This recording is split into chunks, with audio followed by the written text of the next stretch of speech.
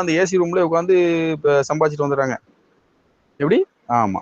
அப்ப அவங்க வந்து கடுமையான உழைக்கக்கூடியவர்களாக இருக்கிறாங்க. ஆனா ஒரு போன் மூலமா இவன் சம்பாதிச்சுட்டு போயிடுறான். அப்ப அவர்களுக்கு வந்து அப்ப அல்லாஹ் சொல்லுகின்றான், நீங்க இது ஒரு சோதனை, அவங்களுக்கு ஒரு சோதனை. அவன் கஷ்டப்பட்டு சம்பாதிக்கிறான், இவன் ஏசி ரூம் உட்காந்து இது பண்ணிக்கிட்டு இருக்கிறான். ஆனா வந்துட்டு இவன் வந்து என்ன பண்றான், எந்த தர்மமும் பண்ண மாட்டேங்கிறான். அப்போ நமக்கு வந்து இப்ப என்ன யோசிக்கணும் அப்படின்னா, நம்ம வந்து பணத்தை தந்து பொருளாதாரத்தை தந்து அல்லாஹ் நம்மள சோதிக்கிறான். இப்ப நம்ம எப்படி நடக்கணும்? இது அல்லாஹ் நமக்கு சோதிப்பதற்காகவே தந்திருக்கின்றான். கண் எதிரியே வந்துட்டு ஒரு பாவப்பட்டவர்கள் இருந்தாலும் கொடுக்க வேண்டும், சரிங்களா? அதனால ரமலான் மாதம் இப்போ வந்துட்டு ரம்லான் மாதம் நோன்பு கூட துறக்க கூட வசதி இல்லாத ஆள்லாம் நிறைய இருக்காங்க. நிறைய நோய் உள்ளவங்க இருக்கிறாங்க.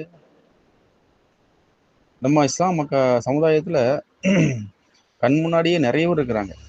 ஆடை இது சட்டை பேண்ட் எடுக்க முடியாம, சாரீஸ் எடுக்காம, இந்த மாதிரி குடும்பங்கள்ல ஆடை வாங்க கூட காசு இல்லாத மக்கள்லாம் நிறைய பேர் இருக்காங்க.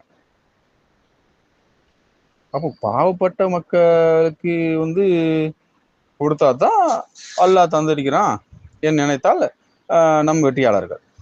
இது நம்ம உழைச்ச போனோம், நம்ம சம்பாதிச்சது, நம்ம அறிவா சம்பாதிச்சதுன்னு நினைக்கிறான்.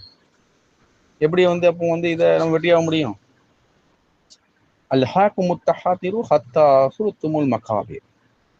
அப்போ மன்னரை சந்திக்கின்ற வரை உங்களுக்கு பொருளாதார பேராசை இருக்கும் என்று அல்லாஹ் சொல்கின்றான். பாத்தீங்களா?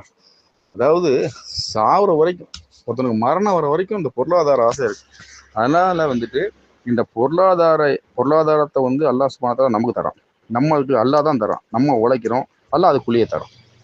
சரிங்களா?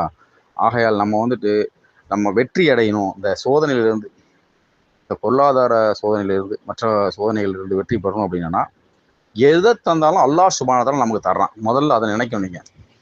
சரிங்களா? ரிஸ்க் என்பது அல்லாஹ் தான் தரணும் நமக்கு.